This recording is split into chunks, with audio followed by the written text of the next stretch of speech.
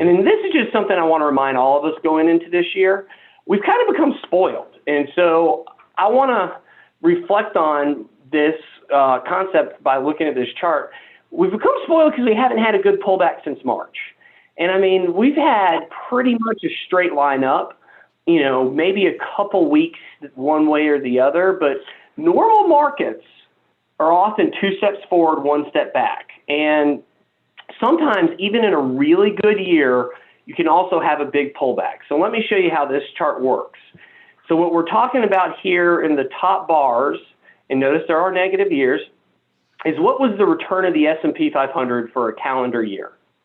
However, these red numbers down here are what was the biggest pullback you saw from in that given year. So if you think about it, last year, for example, and here we are, we made 16%. So what that means is if you had, let's say, $100,000 invested on January 1st of 2016, and you left it just invested in the S&P 500 all year, by January or December 31st, it would be $116,000, okay?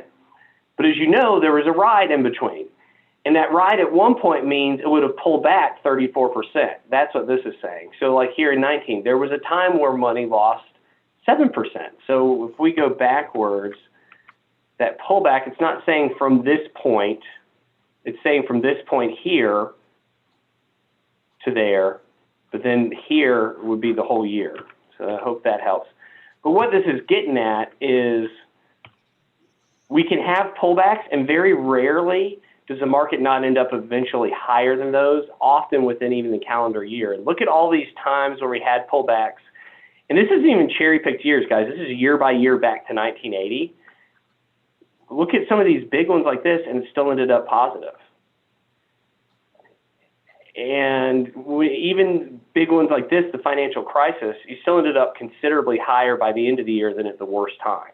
So just a reminder, and I would say go ahead and get yourself ready for a little bit more volatility. Not volatility we can predict and try to time in the portfolio, but simply more than we've been used to because we've been at such historical lows there. It would just be abnormal for us to continue this.